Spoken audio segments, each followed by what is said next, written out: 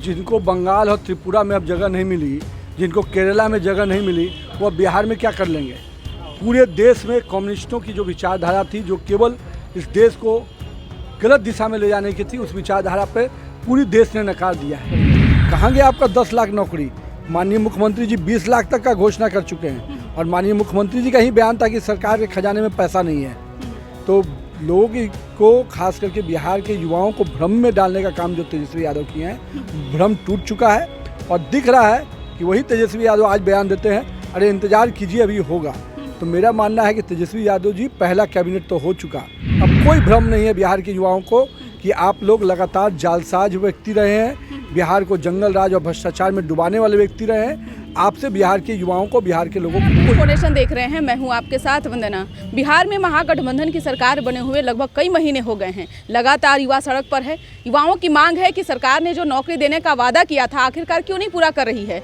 सरकार से हम लोगों का आग्रह है, साथ ही साथ तेजस्वी यादव से खास तौर से आग्रह है कि आपने जो 10 लाख सरकारी नौकरी देने का वादा किया था पहले कैबिनेट में, लेकिन आज देखिए कि किस तरह से जो आज हम लोगों का समय हो गया है कि सड़क पर हैं, लेकिन फिर भी सरकार हमारी बात को नहीं सुन रही है। हमारे साथ बात करने के लिए हैं बिहार सरकार में पूर्व मंत्री निति नवीन, और इनसे हमारा सवाल है कि तेजस्वी यादव ने जो वादा किया था, खासतौर से क्योंकि युवा थे और युवा के आकर्षण केंद्र बने हुए थे, लेकिन जब सत्ता में आए तब से वो मुखर क्यों हो गए।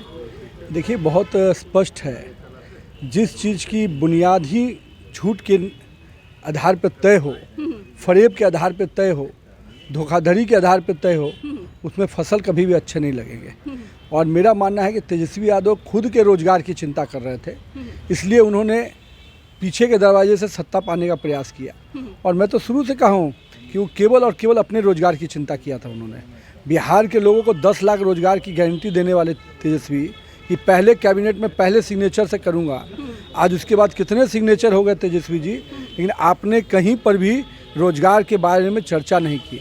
और अब बजट में आप बड़े बड़े वादे लेके आ रहे हैं कि स्टार्टअप करेंगे। कहाँ गया आपका 10 लाख नौकरी।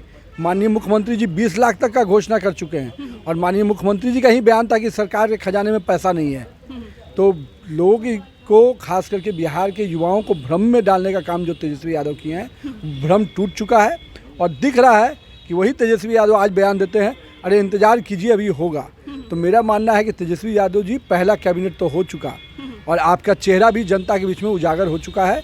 अब कोई भ्रम नहीं है बिहार के युवाओं को कि आप लोग लगातार जालसाज व्यक्ति रहे हैं, बिहार को जंगल राज और भ्रष्टाचार में डुबाने वाले व्यक्ति रहे हैं। आपसे बिहार के युवाओं को, बिहार के लोगों को कोई उम्मीद नहीं है। जिस तरह से बिहार में लोग बीए का अगर डिग्री की बात कर लें तो 3 साल में लगभग पूरा हो जाता है, लेकिन बिहार ही ऐसा राज्य है जहां 6 साल लग रहा है, 7 साल लग रहा है, तब डिग्रियां मिल रही है। फिर भी डिग्री का भी कोई आशा नहीं है, परीक्षाएं हो जा रही है लेकिन नहीं हो रही। हर साल युवा तैयार हो रहे हैं, हर साल युवा जो है अपनी नौकरी के तलाश में अपने भविष्य को सुधारने की कोशिश कर रहे हैं, लेकिन राजद की ओर से यह कहा जा रहा है, राजद के नेता कह रहे हैं कि सब्र रखें। ये कैसा सब्र।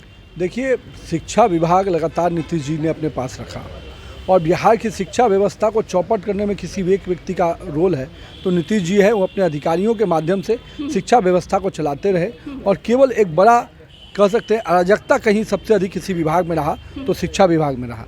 और आज चाहे वो बच्चों के शैक्षणिक सत्र का विषय हो या बच्चों के जाँच की कॉपी, किसी विषय पर न शिक्षा मंत्री को तो ध्यान है ही नहीं, और शिक्षा विभाग रखने वाले माननीय मुख्यमंत्री जी जो लगातार अपने पास रखे, उन्होंने भी शिक्षा विभाग को हमेशा गलत दिशा पर रखा।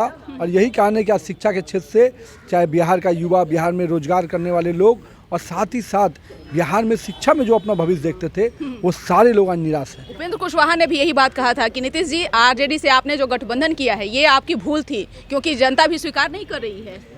देखिए, नीतीश कुमार को ये आईना कितने बार लोगों ने दिखाया है, पर वो कुर्सी कुमार के रूप में हैं।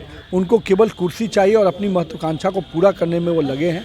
लेकिन कांग्रेस के दरबार में भी उनको खाली हाथ आना पड़ा और कांग्रेस ने भी उनको स्पष्ट कर दिया, सोनिया राहुल के दरबार ने, कि आपका कोई विषय यहाँ नहीं चलेगा। अब वो निराशा और हताशा में है। एक अंतिम सवाल है कि नीतीश जी का काम जो है तेजस्वी यादव संभाल रहे हैं। दिल्ली में केंद्रीय अरविंद केजरीवाल से उन्होंने मुलाकात किया है। अरे भाई, जिससे भी मुलाकात करे, ये जितने हारा हताशा वाले लोग हैं, आज नरेंद्र मोदी का मुकाबला करने के लिए हिम्मत चाहिए। आज आप किस लीडरशिप की बात, 2024 में कौन होगा सामने?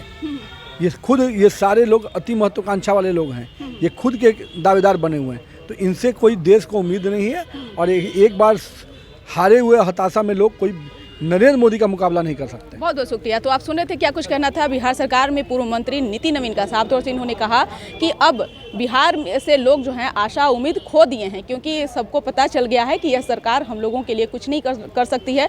जब भी कर सकता है तो अब नया बदलाव जैसे ही देखा जाएगा तभी जो है युवाओं का जो है भरोसा एक बार फिर से जाग सकता है। इस पर बस इतना ही। बने रहिए न्यूज़ 4 नेशन के साथ। तब तक कि हमारे चैनल को सब्सक्राइब नहीं किया तो कर लीजिए। धन्यवाद।